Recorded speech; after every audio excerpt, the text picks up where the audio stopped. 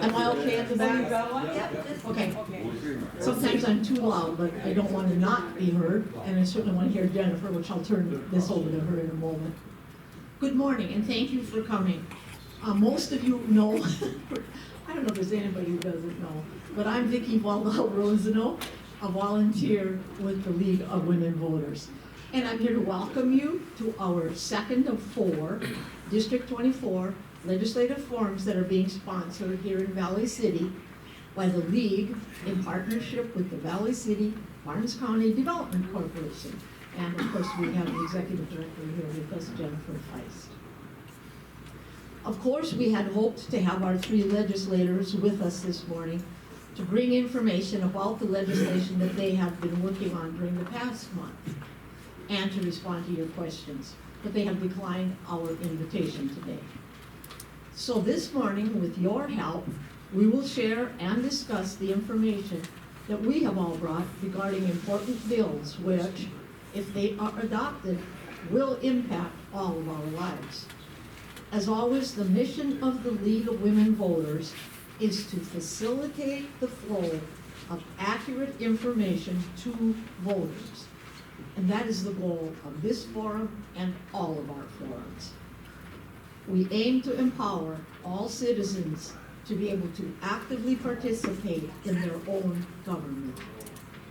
So, for starters, we have compiled, in the absence of legislators to tell us the last thing they might have done this week and this month, we've compiled, this is just, we can use this however we want this morning, but we have compiled this handy-dandy sheet of paper. It's not like having 3 legislators, but it's better than nothing, and it is some information about recent bill activity in Bismarck. Some of it is so recent that it includes some floor votes from yesterday afternoon, as a matter of fact. Now this list, and the ones that you bring up, certainly won't cover all of the bills that have been introduced this session, because guess how many have already been introduced?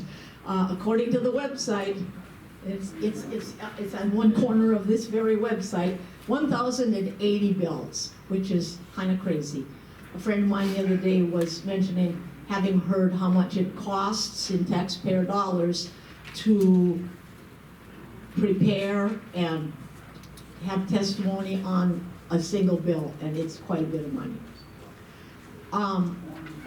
Normally, we have a comprehensive list of the upcoming week's committee hearing schedule to help you follow bills that will be voted on, immediately.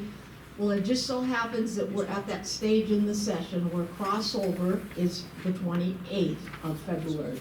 And that means that all the bills in the originating house have to be finished and sent over to the other house. So there really are very, very few committee hearings or even committee meetings this whole week. So the handout we have for you today is just this little yellow one with just 2 pieces of paper taped. And so there are a couple committee hearings and meetings that you might want to pay attention to. On the table in the back is a little bit more information about the League of Women Voters. The League of Women Voters is nonpartisan. The League never endorses a candidate or a party. But that does not mean that the League does not advocate for policy that affects voting and affects being a citizen. As a matter of fact, we have really taken steps forward with our campaign that we call One Person, One Vote. There are leaflets available at that back table. This has to do with the question of the Electoral College, which right now, if you didn't vote in the presidential election for the winner this year, your vote didn't get counted anywhere. It didn't help to increase the numbers of people in Kansas who voted for your candidate, because it didn't go anywhere. The only votes that ended up influencing the election were the ones that voted for the winner. And the League of Women Voters doesn't believe that that's fair representation of one voter, one person, one vote. And so they would like to see us abandon the Electoral College, and there's good information on that on the back table. The League of Women Voters, even in the session, has advocated for certain bills that pertain to voting rights, and keeping the system available to all. You will notice that. I have several numbers I can give you, but we're going to be tossing numbers around a lot, so I won't probably do that right now. We also advocate against gerrymandering, and that's a very complicated topic which most of you know quite a bit about. I just wanted to tell you that, to remind you that the League itself is not partisan, but that doesn't mean that it doesn't advocate for good government. That's really the main reason for being a member of the League. That's why I'm a member. And by the way, there are membership forms available on that back table too if you want to join us. You're all aware of the coffee and cookies. I'm going to tell you when the next forum is. Next forum is going to be in Valley City. The next League and Development Corporation sponsored forum. There may be others elsewhere. The next one that we are sponsoring, co-sponsoring, will be at the Hack next month. And it'll be actually the same numerical date, the 22nd. So it'll be March 22nd, Saturday morning again. And it will be at the Highliner Activity Center at Valley City High School. I can't give up the mic without bragging about wonderful good government aspects that we do have in North Dakota. We have one of the best citizen-friendly legislative websites and legislative councils in the nation. I have called legislative council preparing for this event and others, I think 3 times already this year. And every time I've gotten quick, polite, cheerful help. It's wonderful. Use the tools that are available to empower yourself to have an influence in government. This website, just Google North Dakota Legislature, and you'll be there. Explore on your own, email me, and I would love to help you find things. I don't want to take any more time right now. Okay, with that, having probably said too many things already, I want to turn it over to Jennifer for discussion here of information that we have brought, questions you may have that somebody else might have the answer to regarding current legislation in the North Dakota Legislature. Jennifer Feist. Thanks, Vicki. Don't go too far just yet. I'm going to try something. You guys hear me okay? Everybody can hear me okay? So I was born with a pretty good set of lungs, so we are limited to one mic. So Vicki, I'm going to have you take this mic, and I'm just going to stand up here, and you can check the audience, because I really want to hear from you, and I think it's important the legislators hear from you first. So with that, I think to get started this morning, thank you everyone for coming out. I finally broke the sub-zero temperatures, so it's really nice to see you here. So with that, we're just going to get started. Who would like to bring up a topic of bills that you are concerned about? Harry, do you want to? Do you want me? Yeah, absolutely. This So, just makes it Harry? easier to be You bet. If you stand up, it's cool, but you don't have to. You guys all hear me? My name's Perry Capon. I'm manager of Barnesville Water. They asked me to show up. There was a few bills this year if you're a rural water member. So the first one that just actually failed the House on yesterday was your fluoridation bill. It amazes me. I've been in the legislature a lot as a lobbyist for wildlife, if you don't mean my other hat, but the senator got up and said, people of North Dakota drinking fluoride makes us stupid. And that's how he said it. So I go, 98% of the people in North Dakota drink fluoridated water. So, but whatever your opinion on it, I have a couple here at Barnesville Water in our district that adamantly against it. And the ADA recommends it, and that's what myself and our board goes with. So we were in favor of it failing, but that one didn't make it. Perry, would you identify the House bill that Oh, excuse failed? me, yep, Yeah. that was House Bill 1605. 1605? Okay, thank you. Okay, Senate Bill 2299 started out as a real negative. There's a rural water up north that they had a problem with someone trying to get on the board of directors, and they didn't think the voting procedure was accurate. This person had a web page derogatory to the rural water, meaning against and they have a code of ethics that on their rural water, and they had a bad deal, so they brought it to the legislature. And it started out, the bill, in my opinion now, and excuse me, this is Senate Bill 2299. It's still in progress, it hasn't come out of committee yet, but they've amended it a lot. The first thing the county auditors didn't like is to get on a rural water board. First of all, I can't get anyone to serve on them. You know, everyone in this room, what do you think about your power and water? I'll answer it for you. If you throw the switch and the lights don't turn on, or if you turn the tap, otherwise if it's affordable, you don't think about it.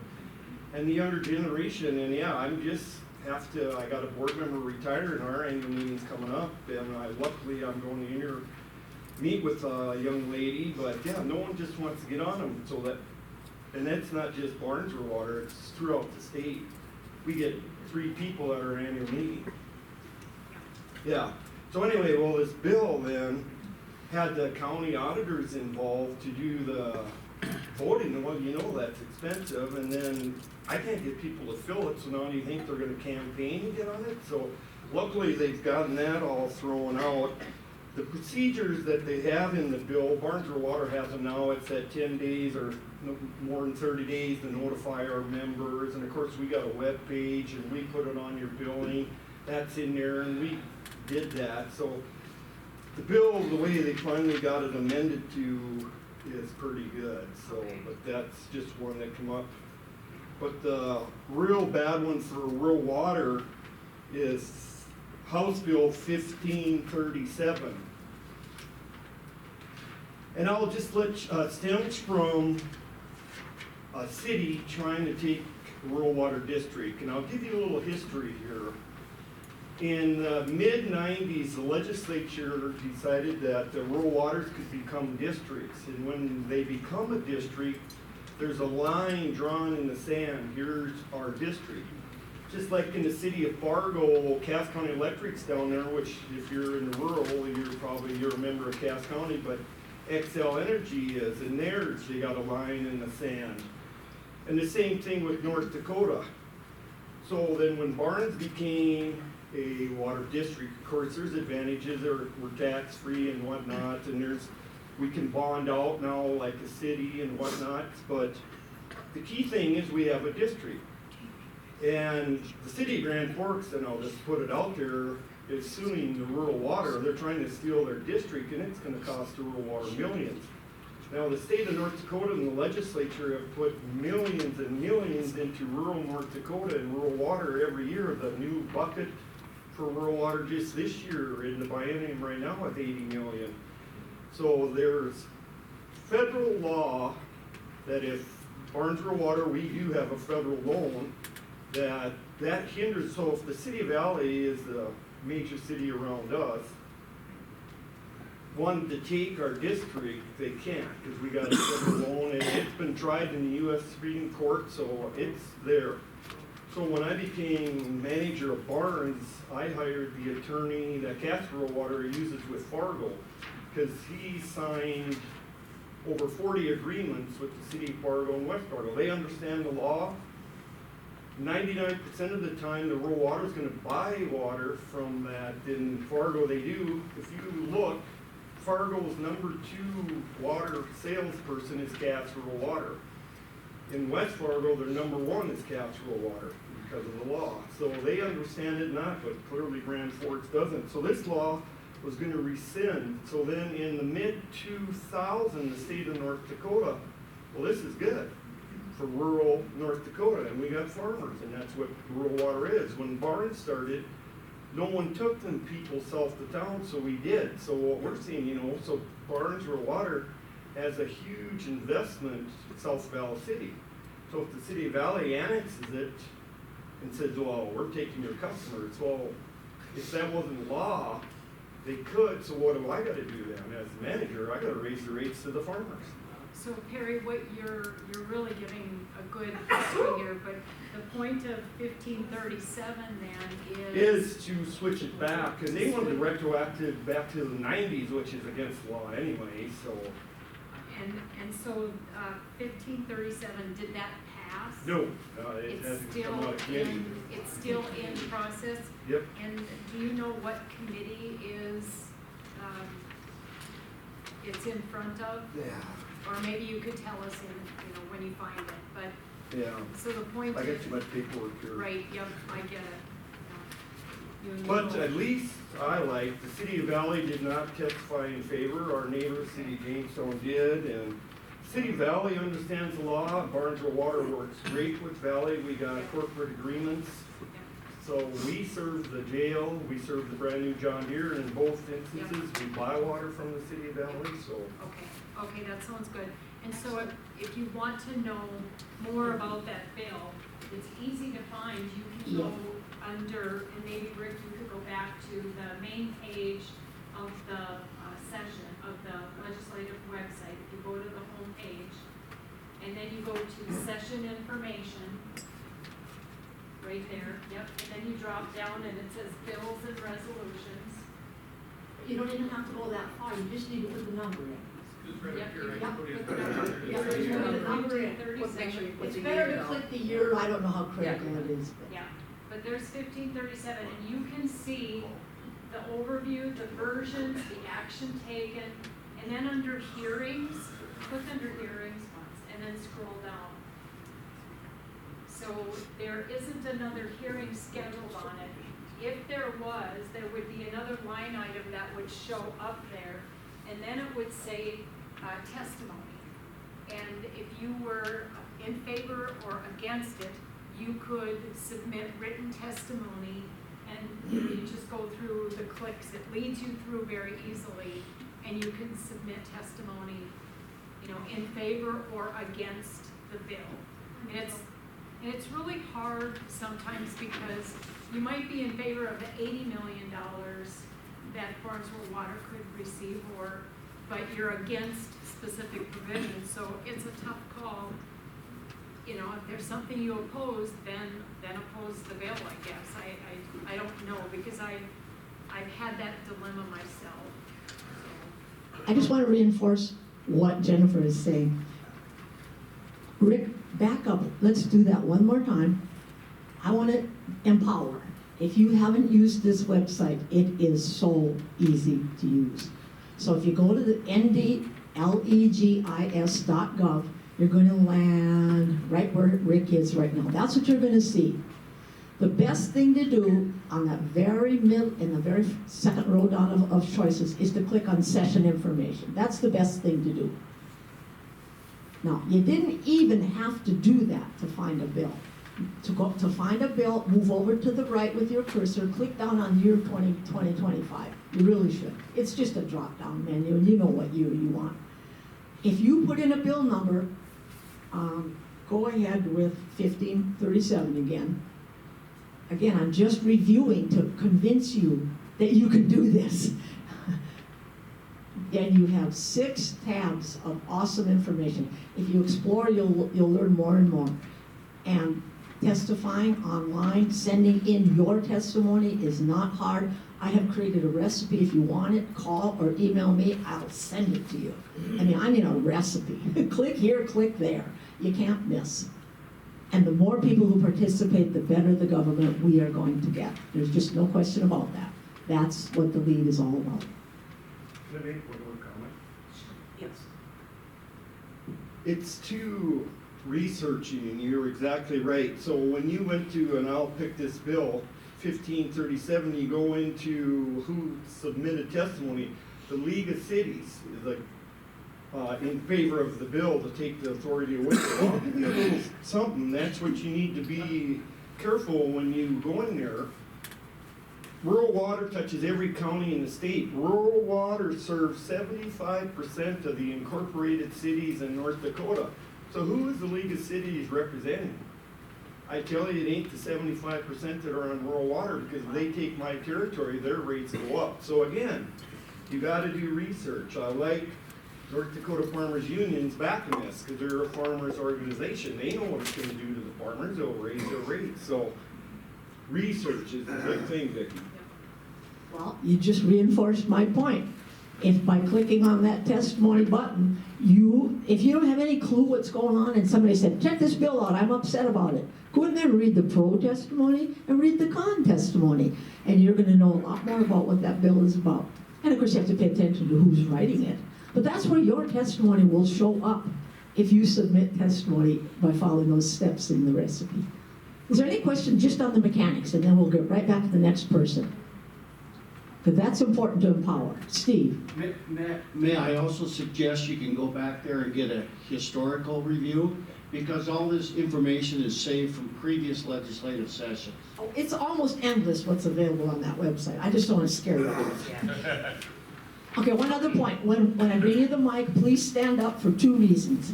It just makes it, people will follow what you're saying better, and we're recording, and so then the recorder will know, who's talking. It's going to be a pretty boring video if we can never record who's All right, talking. we'll go on to the next question then. Gail, did you have a question? Not a question, but I have comments on bills. Okay, be specific about the bill Oh, and yeah. what Oh, the yeah. provisions are. Kind of follow that chart on the table. Okay.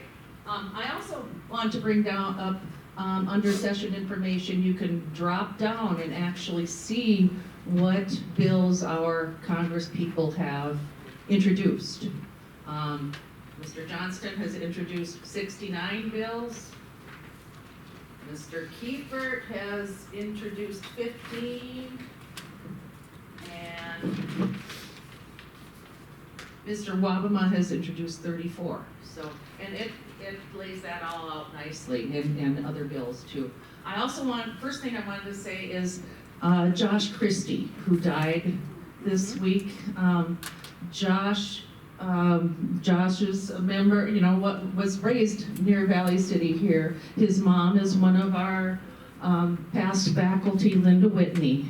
So please keep them in your prayers. So I've testified for several bills. The one that is most important that I could not testify for because I was sitting at our U.S. Cadet nurse booth in the Capitol was about the healthcare safety bill. That is Bill 1490. And this has gone through with iterations for the last 4 sessions.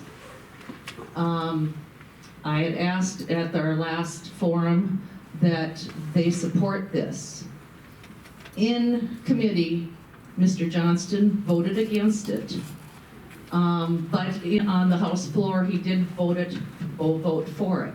I think they got some strong information from the governor the day before as he visited with over 250 nurses in our Nurses Day at the legislature, and the testimony from the student nurses was astounding as to what they undergo within a hospital. So hopefully this has a strong vote in the Senate. Also I've worked for patients in our medical cannabis law since we instituted it 4 sessions ago. There's been 4 bills there. Raising the limits of possession failed, which even though it was given a pass, our patients cannot purchase enough cannabis. I had a mom crying me a day after this failed, saying, I can't get enough for my son with autism. Our limits are very low, so that is a dead bill. I testified especially for a bill to change senior regulations and reduce barriers for our patients. Patients can't find a provider that will certify them for cannabis. They're paying out of pocket. Thank heavens for nurse practitioners who have stepped up and they're paying cash for this. Our products are some of the lowest quality in the country and the highest price. I asked for an amendment for a complaint form for our patients. We have two growers in the state, and they are doing a terrible job. The one bill failed. It was too bad that it failed because our patients need that. I guess there's not much else I have to say, but I've been fighting for patients. We do have a sponsor for next session for our U.S. Cadet Nurse Corps recognition in the state, so. Good, thank you. Other topics that we want to cover this morning, you know, from you before I start suggesting things. And we don't want to shut off good conversation, but if we could stay with our timing that we had last time around, 2 minutes, and, you know, introduce, ask questions, and then the audience can ask questions per bill, that would be great. That we Okay, can. first Nita and then Dr. Johnson. Can you stand up, please, for the caps? Thank you. I'm Anita Tulp, and I'm the director of the Valley City Barnes County Public Library. And I am here with the concern for Senate Bill 2307. That bill passed through committee, and it also passed on the Senate floor the other day. It is a bill that will restrict our libraries even further than the bill last year. It will call for a penalty. It will restrict our young people from having access to the entire library.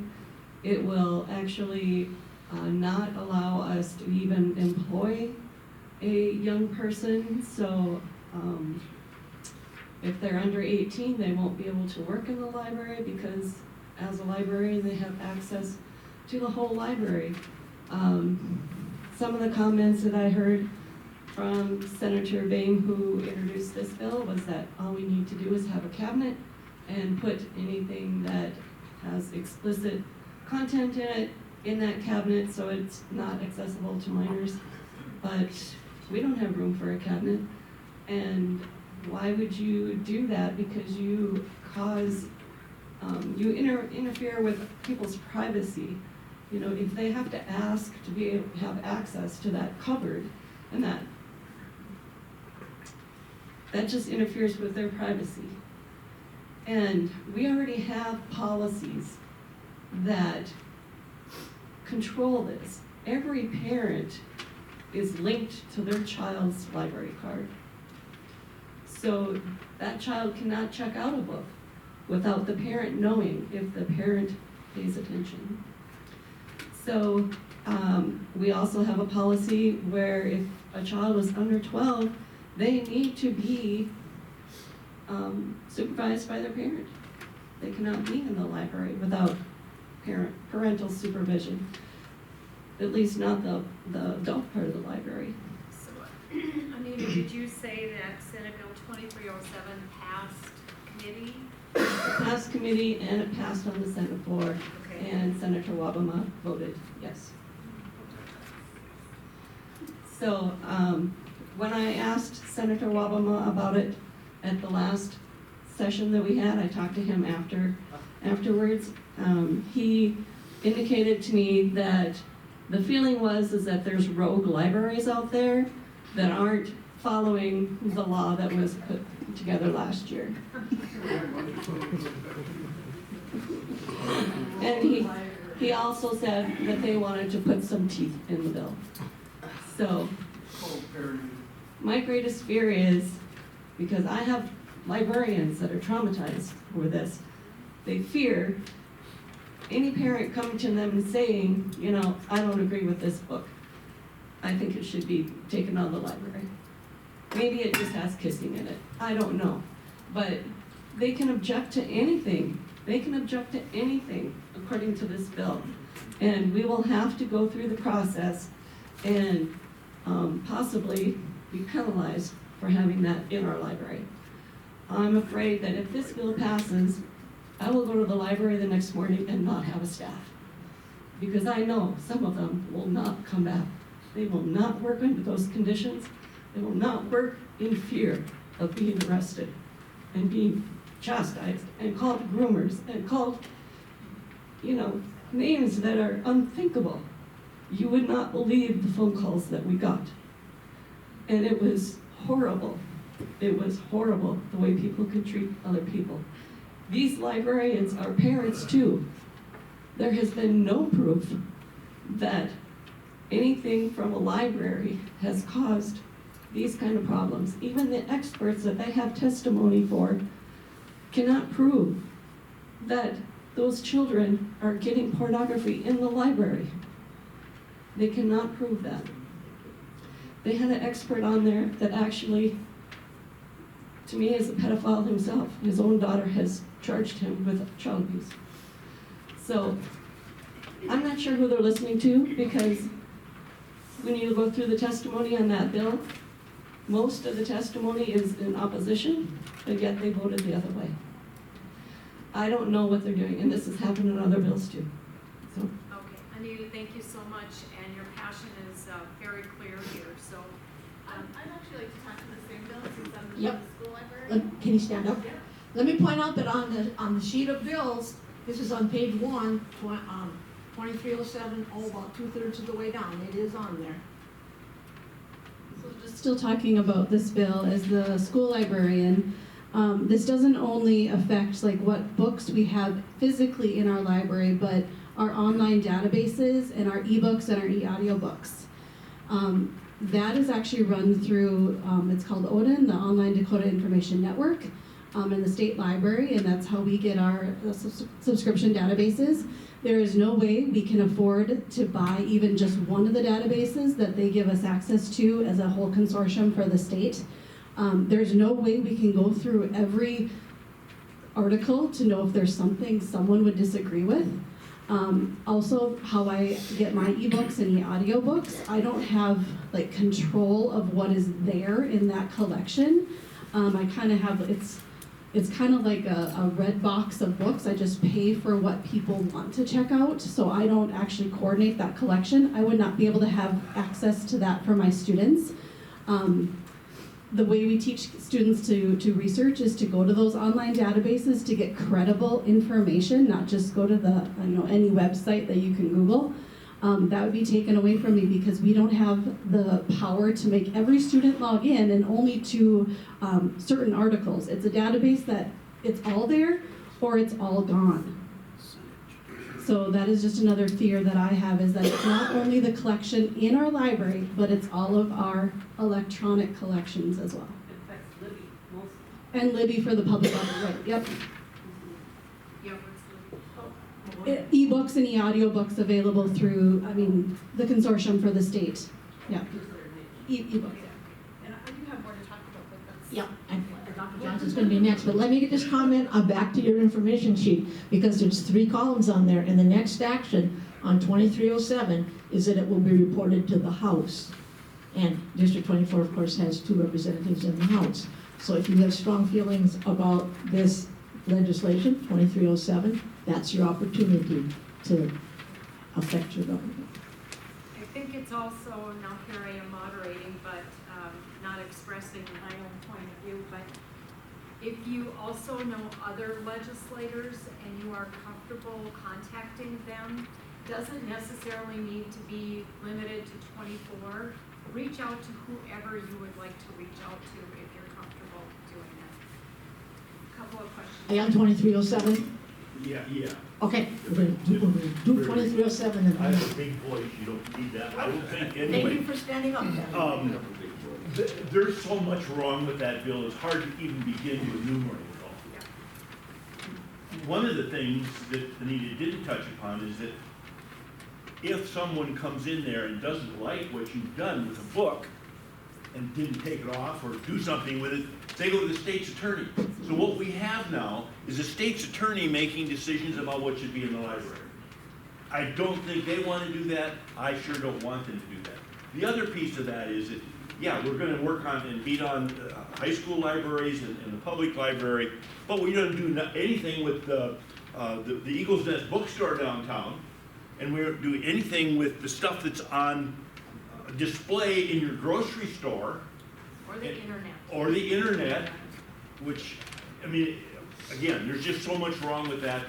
But as I have the floor, thank you, folks from the League of Women Voters, to put together something here.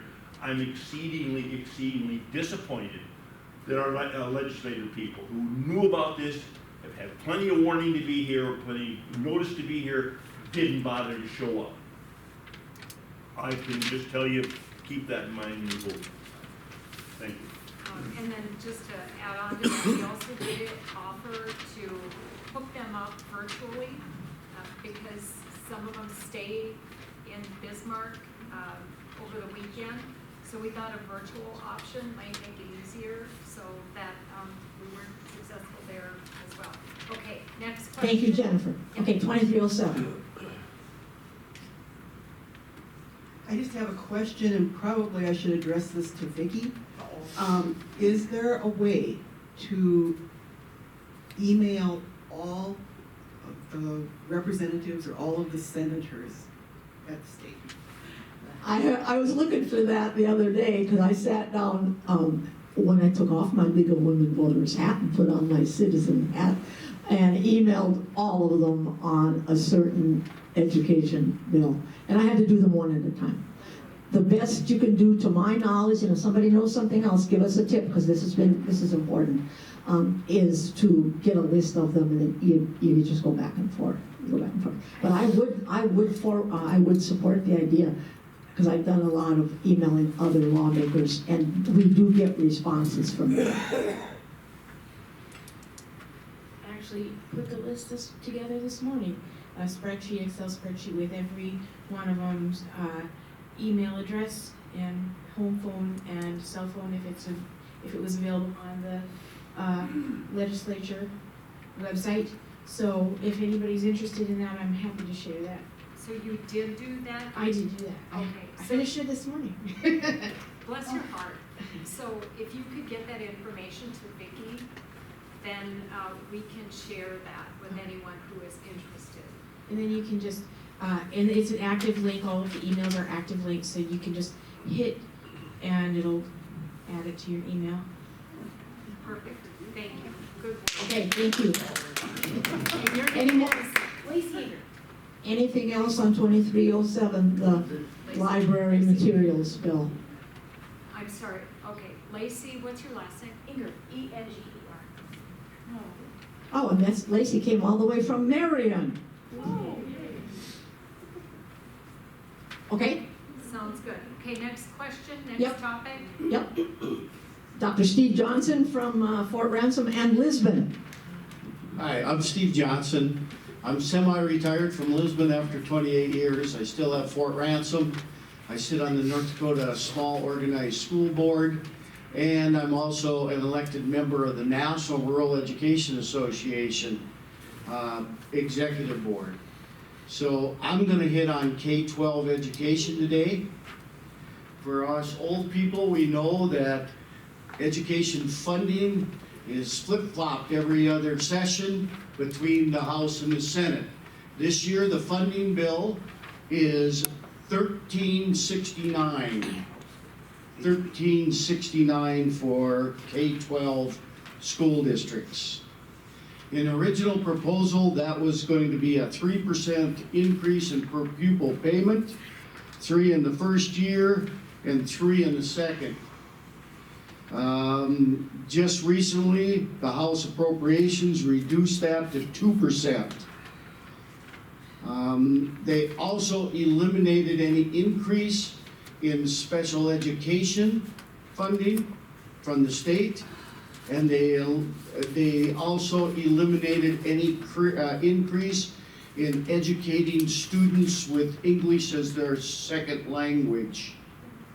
That is quite concerning for us because the national funding, currently they're trying to get rid of the education department in the federal level, and as of this Friday, we still have no idea what the appropriations are going to be in IDEA and Title I, II, III, and IV for the funding year of 2025.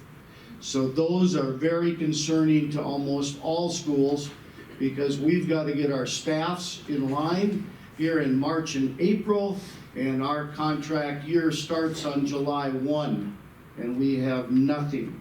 So that's one I would suggest that you keep an eye on. I would suspect it's gonna go to the floor on debate.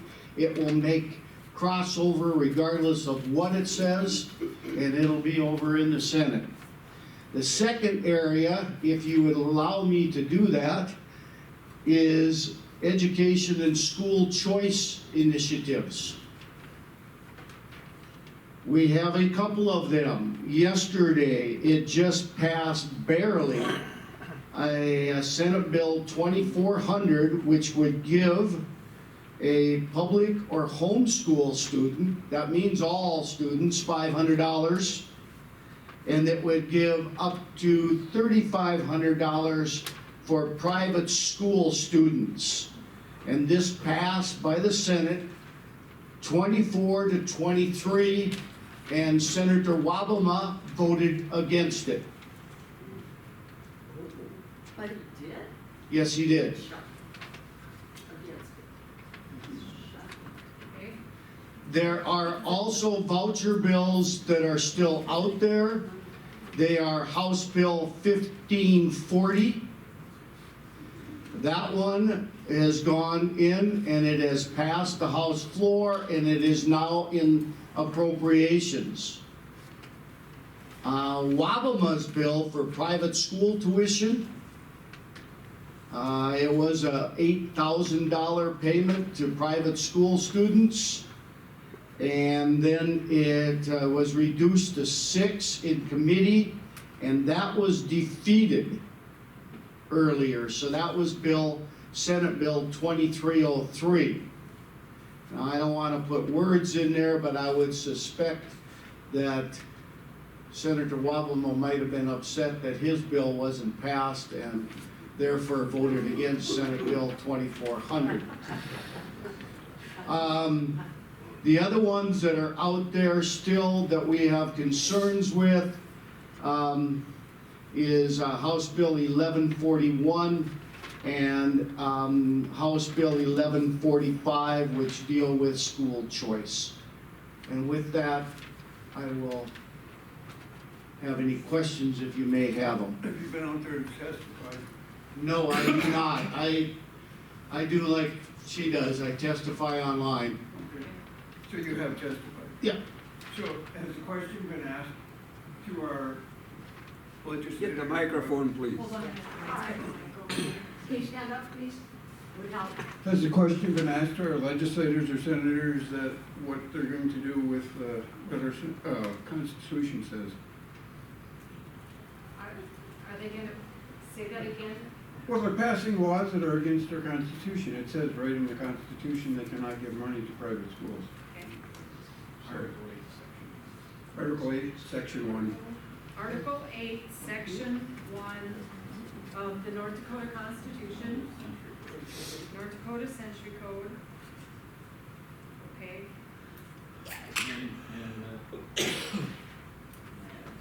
It's a big issue. I don't know what the Century Code, I don't know what the Century Code section is. It's Section 8, Okay. article in the first paragraph. And basically, the last statement in there also talks about that funding cannot be changed unless there is a vote of the people of North Dakota. That eliminates the legislature from doing that. And I'm afraid that if they do this, they're opening themselves up for some lawsuits. Okay. Other Good. comments on these bills about Good information public funding? there. I want to stay on the education funding, but you covered some of the ones that I was going to bring up, or did I talk about other education bills? Okay? Yes.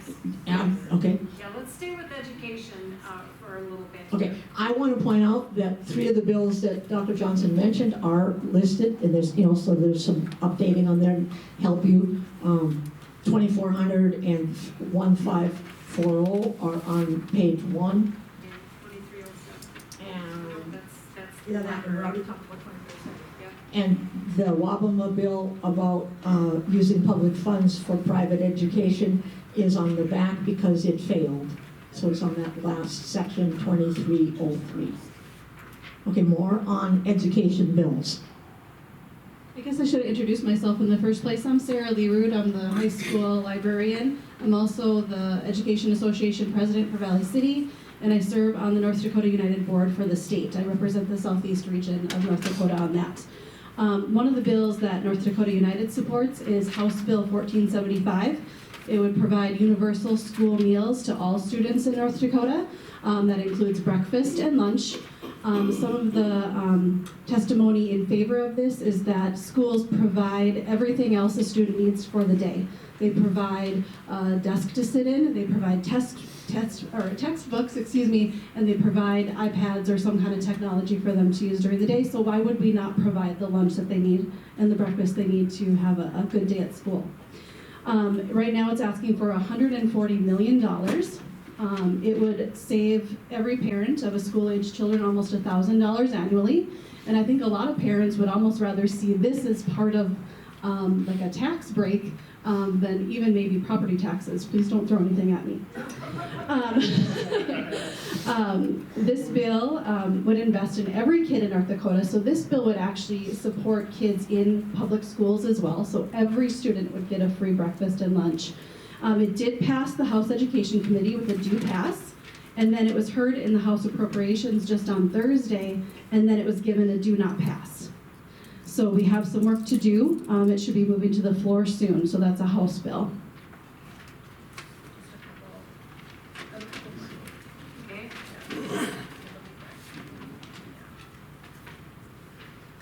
I also serve on the School Construction Coalition for the state with Mr. Johnson from the school.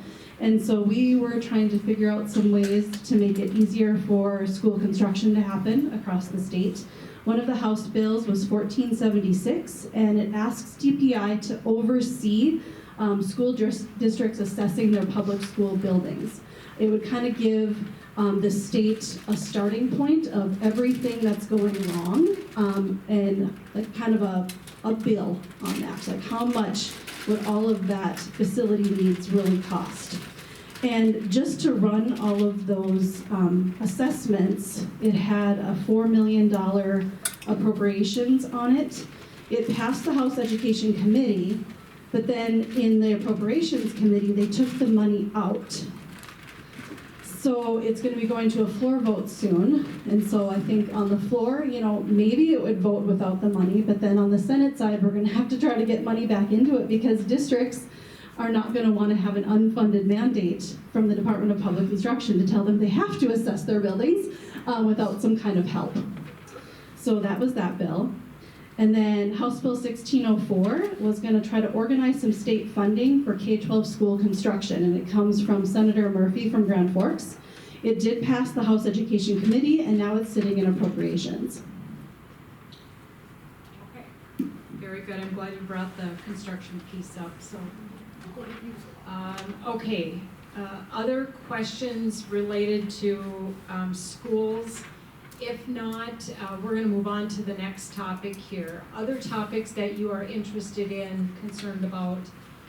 I have some, but just want to bring them to your attention, but we'll listen to the audience first. Dr. Brewer? Just a couple of quick things on the confined animal feeding operations, the industrial agriculture. There's one important bill and one not so important. We got some information yesterday from Dakota Resource Council. 1274 is to limit, not just limit, take away the power of townships to regulate CAFOs and to do with the setbacks necessary. How far away can a animal feeding operation be from your house or whatever? And it's become very complicated because the latest amendment creates a computerized tool supposedly designed by the Ag Commissioner, but nobody knows yet if it works or how it works. But it takes wind patterns, weather, everything into account to determine how far away something can be from a residence. And but what the law does say is you can't go over 94% of freedom from stink. In other words, in 1 year, they still have the power to ruin your life for 22 days out of the 365. That's what the 94% means. Dakota Resource Council would like to get it up to 98%, so they could only ruin your life for 7 days. And then there's another bill that has to do with providing money to fix the county roads after a CAFO ruins them. And what is the, I can't remember the number on that. Oh, I think I have it here somewhere.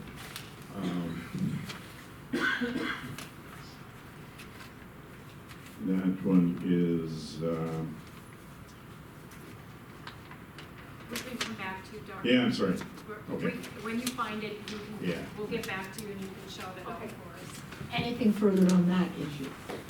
Related, An animal related, so it might be related, okay, you wanna stand up, please, and thank you. Lacey Ager, and the bill I'm talking about is House Bill 1538. It got a do not pass recommendation out of committee, but what it is, it's an idea to promote animal spay and neuters, as we have a very terrible problem with overpopulation of pets in our state, and all of the humane societies across the state are very much in favor of this bill. We have had a lot of support from them. It would commission $1 million out of the rangeland funds. It's a pilot program, so it's not a perpetual, every year we'd be doing this. It's a pilot program, and it would be able to show that it's successful, and the ultimate idea is to tax pet food. Every pet food that's sold in the state has to be licensed through the retailer, for the people who make it. So every flavor of Purina cat food or whatever, every single flavor, every single variety has, I think it's like $150 licensing fee, and we would up that licensing fee. They would essentially put that back on the taxpayer, and that money would go to perpetually fund spay and neuter help. Something like 700 animals got taken off the Spirit Lake Reservation before that little boy, the 6-year-old boy in 2022, were killed. 700 dogs were taken off before that incident even happened. And according to the Fargo Forum news report, that wasn't even a drop in the bucket of taking care of the problem.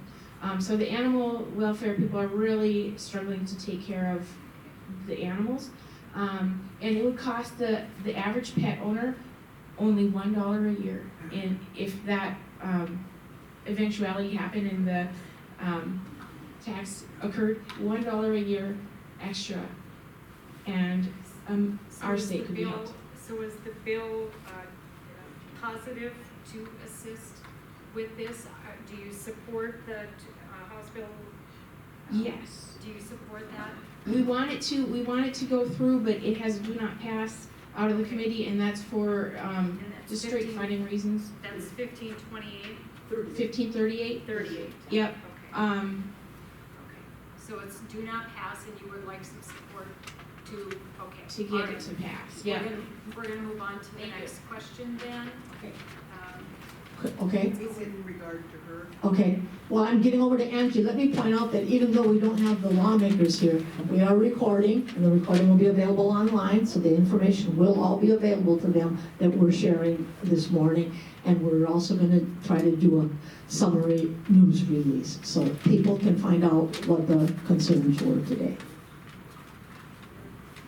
I'm Angie Martin, and I also am the vice president of the Cheyenne Valley Friends of Animals in town here. And we are also in support of that bill. Like she pointed out, this is a very small cost, and I can tell you that our vet bill for last year alone, not just for spay and neuters, but there's certainly a large part, was over $46,000 this year. So we are in support of that bill also. Okay. Next question. Dr. Johnson, nothing? And get your hand up so I know what comes next. We're gonna try and cover some different topics next. This one's quick. Governor Kelly Armstrong signed the first bill of 2025 on Tuesday. It was Senate Bill 2201, which revisits property tax relief. That $500 primary resident tax credit, now they've had an additional estimation of 3,900 households who qualify, including those with homes held in a trust, life estate, and properties under contract for deed. So those people will get a tax credit of 500. Okay, so that's property tax. While I'm getting over here, Note that on page 2 of the handout, there are 2 property tax bills noted there as well. Thank you, Vicki. I guess along the lines of property tax issues, I'm on Phil Mueller, by the way. I used to sit up there with an empty chair. Anyway, the question I might have is, what about the commercial and the ag land? And I don't know the answer to that. Do any of you have a sense of what's happening with property taxes on commercial and ag land? I do not. okay, good question, important question. So Vicki, I'll take the mic. All right. Does anyone else in here have an answer to that question? Because We're on property tax reform right now. this is House Bill 1176. It's 36 pages. I've read it.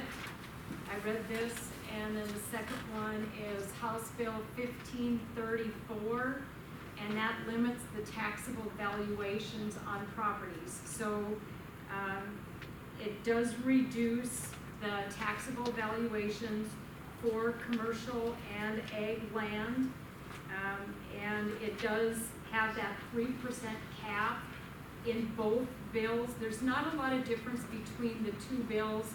One bill reduces the taxable valuation by a certain percentage depending on what the property is, and the 1176, which I understand is more the governor's bill, that includes a credit back for renters. 1534 does not, and 1534 was just voted on Friday, and it was recommended to pass. So, and then there's also some limitations that if you go beyond any of this, then you require a vote of the people during a general election. So the 3% would need a vote of, the population. The credit of 500, that was Senate Bill 2201, that did pass. We just talked about that. But yes, there's probably a long ways to go with this whole thing. It's going to take some time for them to get through it, but there is a reduction of, I think it was 2 3/4 and then 1.5% reduction, 2 3/4 on, I believe, the farmland and 1.5 on commercial. I believe, I'll double check because I've got everything here. So That was on valuation, right? On the valuation itself. You just gotta quit paying. Yes, more information on property tax reform. The 2 3/4 was on residential, the ag and commercial was reduced by 1.5. 1.5, so I had it flipped around. Thank you. The main bill was 1176. They are talking about having the state pay up to $1,450 for primary residence credit, and then putting a 3% cap on all political subs, school boards, counties, townships. What's your take on that? And again, the one thing It's not gonna work because if something comes up where one of them has a huge issue, 3% is not going to cover it, and then it's gotta go to a vote of the people, and that's only for a 4-year extension, but they can get away with it for 4 years and then it goes back to the 3% cap. So, and the other thing too is one bill does not have anything in there for renters. And we know that rent includes everything. Everything that is involved in an apartment building, whether it's debt service, maintenance, whatever it is, property taxes, insurance, everything is included in the rent. And there's nothing in the bill that was just passed for renters, and that was Representative Weiss up by Pheasant. Is he a representative? Yes. Yes, that's what I thought. And that was him testifying on Friday. Speaker. Yes, he's the speaker. Speaker of the House. Okay. Other questions, or anybody have additional information on property tax?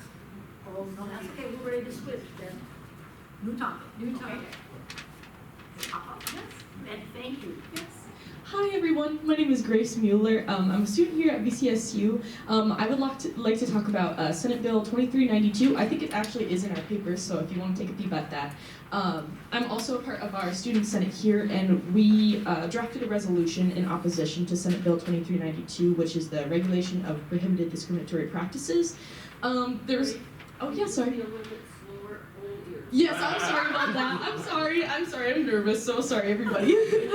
Thank you. So there's a couple different reasons why we drafted a resolution in opposition to this bill, but this has specifically to do with our student population here at VCSU, as well as our NDUS, all university systems here in North Dakota. A couple have to do with, it's talking about a prohibited training. It specifically says a mandatory instructional program, in person, online, anything like that has anything to do with DEI. And then, so how that affects us is that we have a lot of different programs, including in our residence life, including we have a couple different professors and faculty here on campus who provide this training for the benefit of students at VCSU, and that would completely deteriorate the whole thing. A couple different other points here is that, so VCSU is a regional leader in teacher education, and it has the most bachelor degrees in education than any other university in the North Dakota university system. In our education classes, we use these trainings, including a diversity practicum, that is an integral part of teaching and being able to prepare people for the workforce. So people going into education, this is incredibly important. And then the last point I'd like to make here is that with this prohibited submission, SB 2392 kind of impacts the opportunity for VCSU if we're to hire anybody coming in, anybody with a background with any trainings of DEI or anything like that, that completely is taken out of the equation. So even if there's someone who is much more capable and more competent to work here at VCSU and to support us students at VCSU, that is not taken to the equation for hiring those people, and that's rough. So, thank you. Well, I'd be really remiss if I didn't applaud young people, first of all, coming this morning, and secondly, getting involved in government. And I'm going to cheat, since we're a little bit quiet, and mention that another young person from Valley City, even younger than Grace, became very active in the governmental process in the last couple weeks. High school junior, his name is online, so you can find, I'll help you find this if you want to see the video.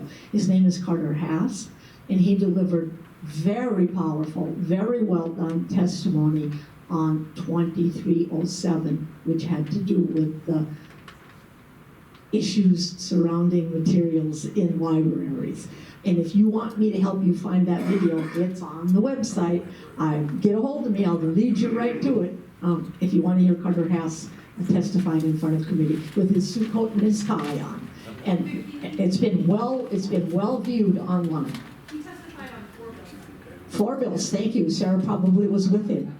Not with him, but I'm cheering him on. But we're just so happy. It just gives those of us who are not 29 anymore really need to see young involvement to pick up the burden, the involvement. And so we're so grateful. Thank you, Grace.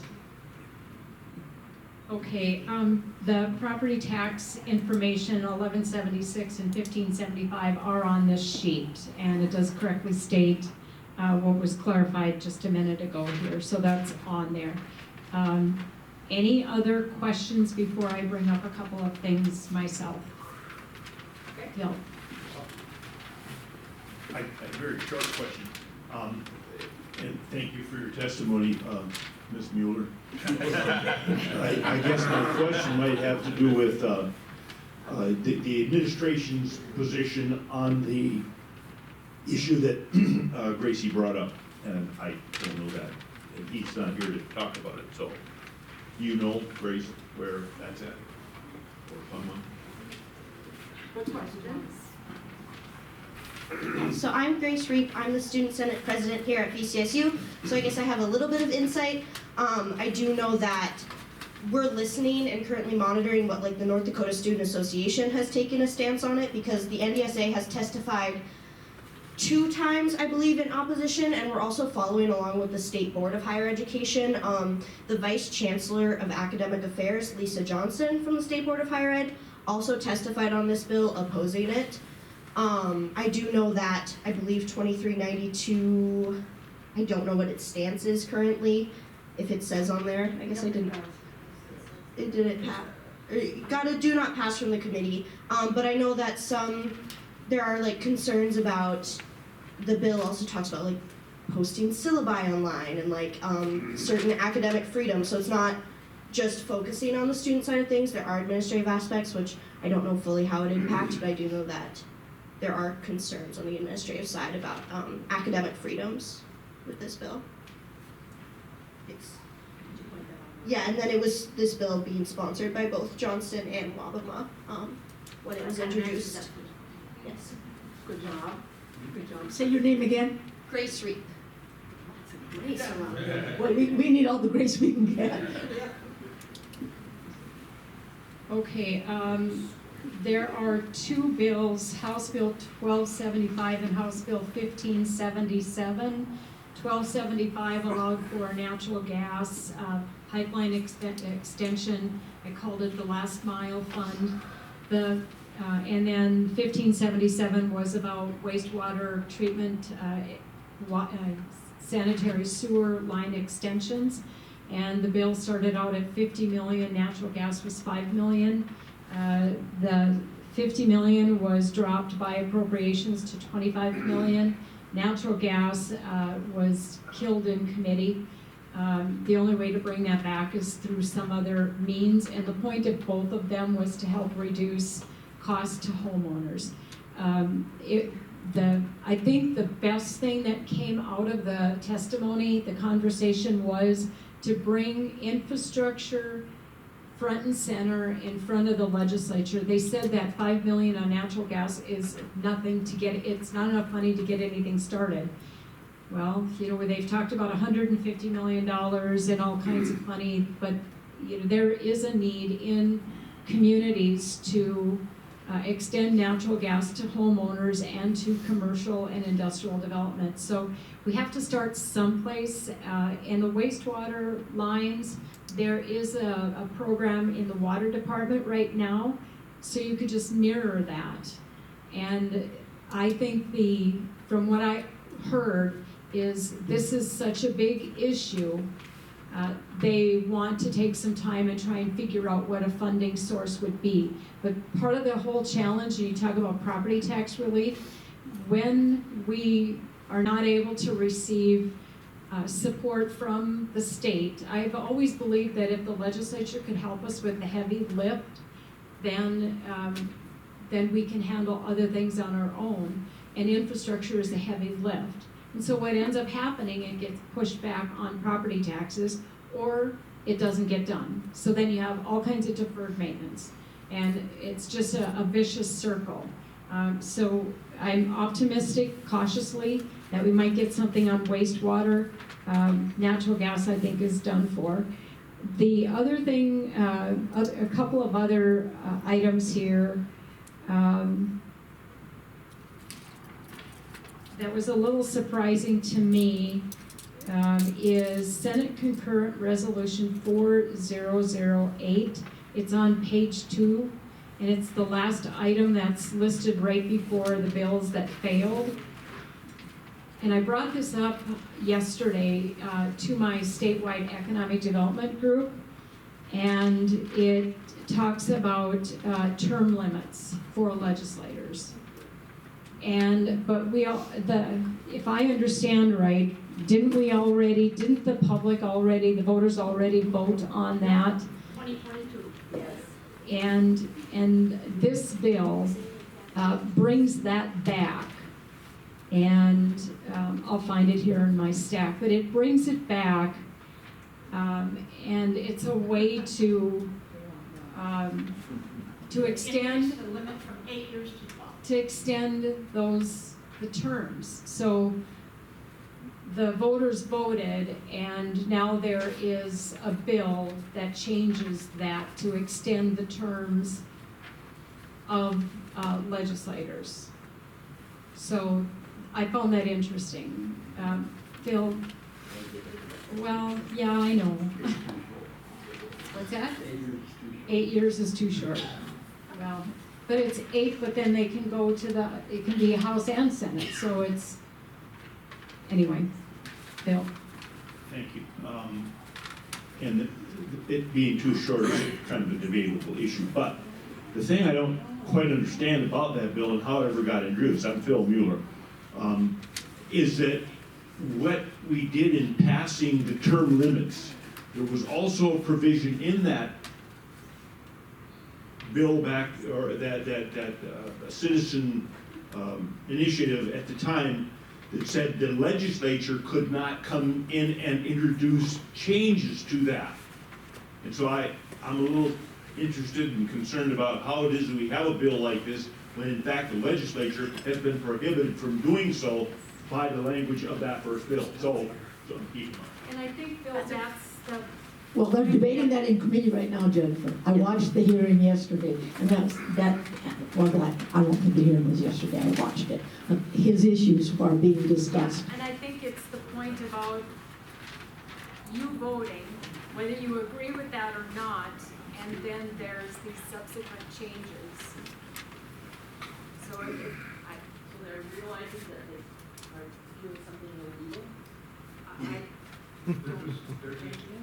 The bill actually would turn it over to the people. Yeah, they put it back on the. Yeah. Put it back on the Yeah. ballot. It would put it Yeah. back on the ballot, and it even talks about. But Phil's question is still relevant, because there was language saying that they didn't have the right to go back to it. It goes back on the ballot in a general election, November 2026. That's what it says in the bill. The biggest concern that they're finding is that chairmen of the different committees will not have the experience that are needed. So that's, I'm guessing, why they're pushing this. But there is another bill on term limits. And the other thing is, once, and I don't know if that mattered with what was in the bill originally, but in the Constitution, after a certain number of years of that law being on the books, any constitutional measure, they can overrule it at the state level, the legislative level, with a supermajority vote anyway, and change it back to what it was. Questions on that?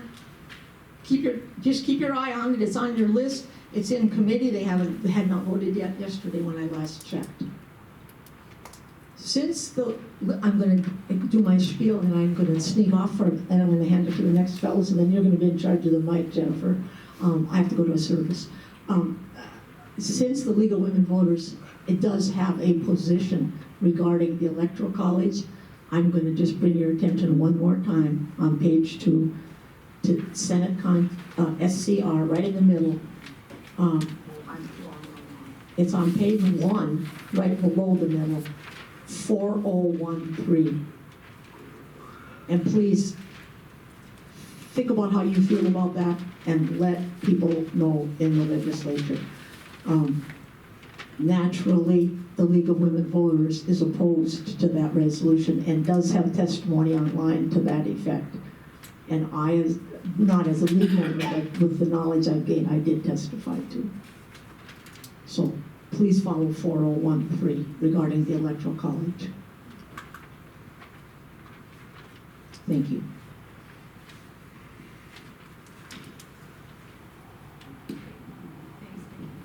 Tom, you have another question?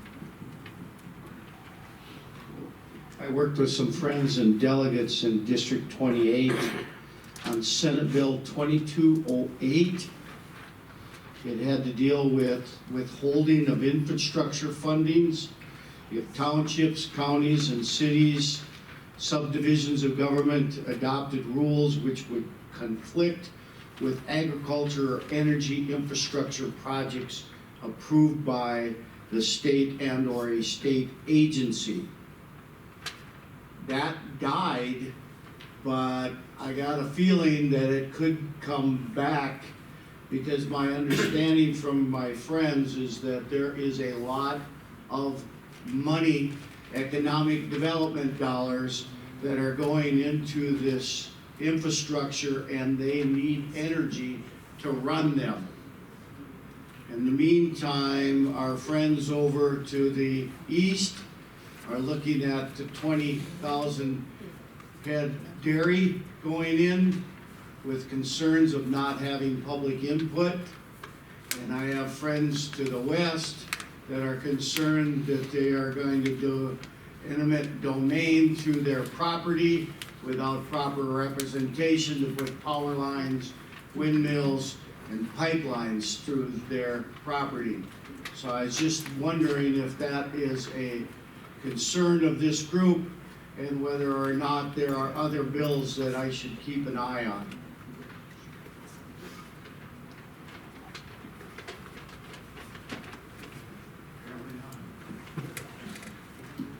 Part of the challenge, I think, though, is there's a lot of infrastructure bills that are out there right now, to fund roads, bridges. This 2208 had a lot of money in there for a lot of different things, and it also prohibits the city or county, the taxing district, to adopt an ordinance or policy that unreasonably restricts or conflicts with the agriculture or energy infrastructure project, and then it prohibits the city or county to receive any grant funds from the fund Gopher money. for quite some time. Pardon me? That's gopher hole money. So what they said is, if you try to stop this, we're not going to give you gopher hole money. What do you for your mean? counter. That's. Are you talking prairie dog money? Excuse me, prairie dog. Prairie dog, yes. Okay, go for. I'm sorry. For some reason, I'm I thinking wasn't quite sure what, how I should take that one. Okay. But it's threatening your neighbor because they don't want something going through. That's the people that got a hold of me. I mean, they don't want this coming through their property, and they feel that they have property rights. It's virtually taking local control away and giving it to the state. They called it the Blackmail Bill, and there's one in the House too. They just talked about it. We had a capital connection for all the different subdivision or political subs out there just this week. So that's what they called it. And yes, there is one in the House too. So. Do you know the number? I think they're going to work it into 1307. 1307. There's a lot of other infrastructure in 2208, not just that part, but it is about roads and bridges for townships, the cities. There's a lot of stuff in 2208. So because of a couple of things in there, I think the whole thing got thrown out. Okay. How are we doing, Pat, with with anything related to seniors? I know you had some questions. 1106 passed. 1106 passed? Yeah, and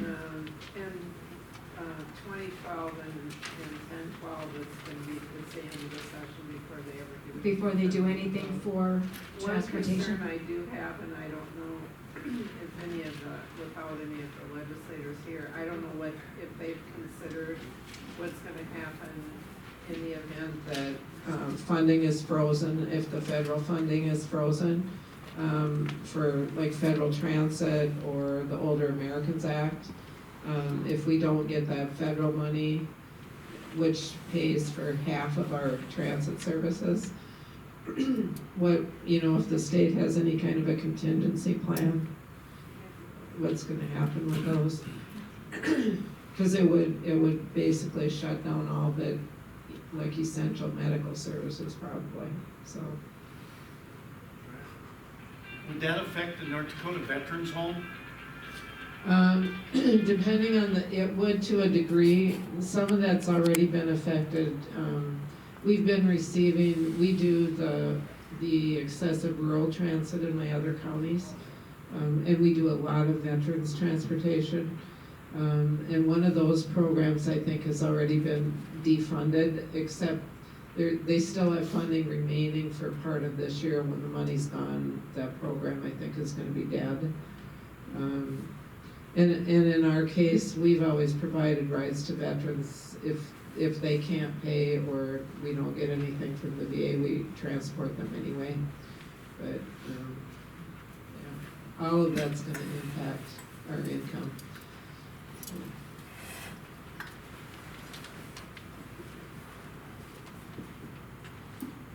Okay, our next legislative forum that is coming up is at the HAC, and it's, Two of them that are on here. okay. I want to talk about in relation to safety, if you will, but they are related to some gun things. 1411, I just wanted to read the words here because it took me a while to understand it until I read in the hearing or heard in the hearing what it meant. And this is to prevent any future laws written related to prohibition on extreme risk protection provisions. And it prohibits anyone to write a bill related to this, which means, they said in hearings, that this is red flag laws.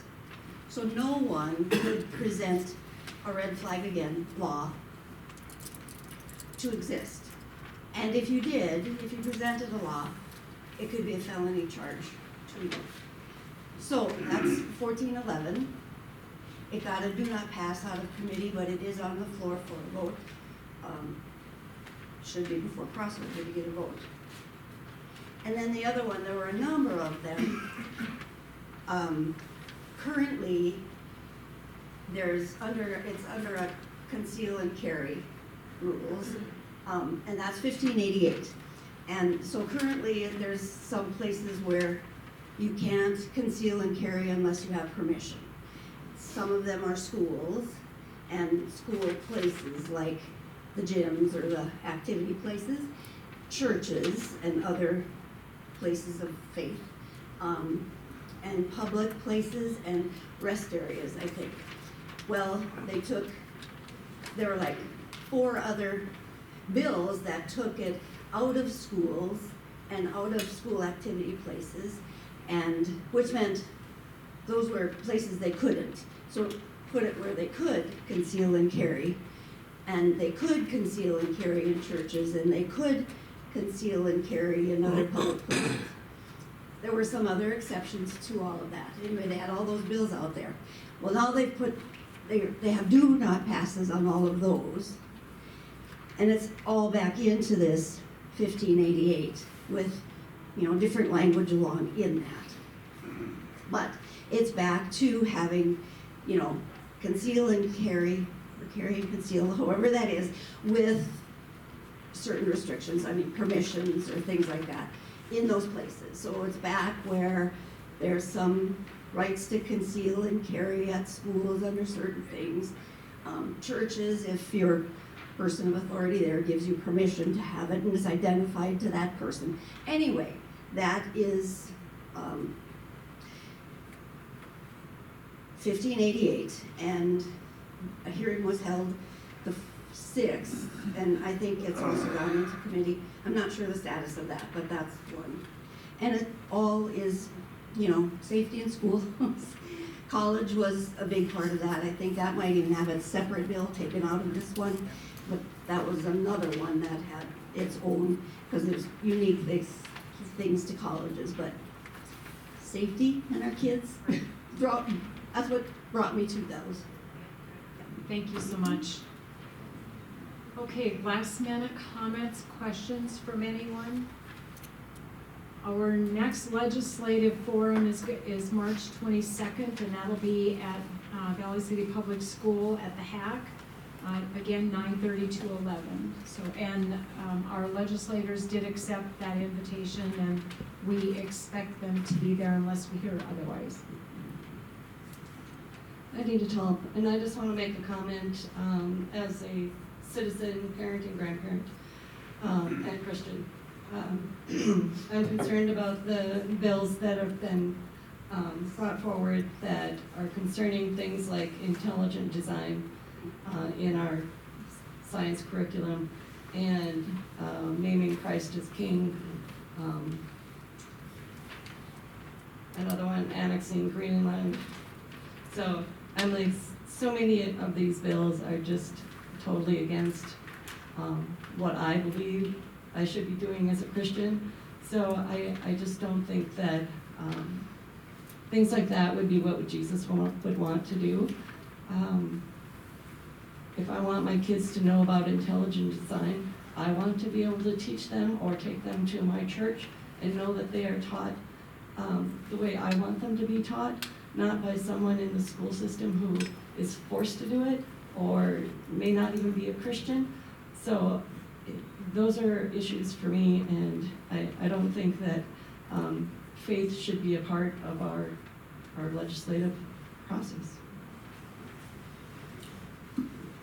So the intelligent design is Senate Bill 2355. It is on this list, and it voted, the Senate Education Committee voted do not pass, and then you can check the bill to see when it goes to the floor. So,